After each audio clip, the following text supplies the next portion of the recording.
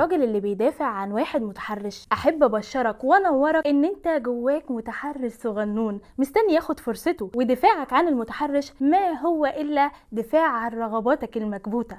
كان في زيتونه كنت هموت عليها.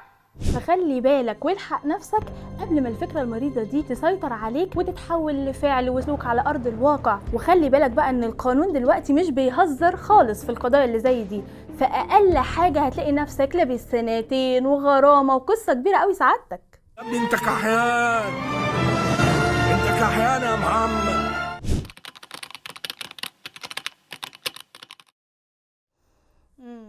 الست بقى اللي بتعمل كده عندها سببين ملهمش تالت، واسأل بره. يا اما غيرانه قوي قوي قوي قوي فصرمها هو اللي طلع يدافع عن المتحرش، يا اما للاسف حصل فيها كده قبل كده وسكتت، فمحدش احسن من حد. وبالمناسبه دي كل ارقام المساعده لاي ضحيه تتعرض لموقف حقير زي كده.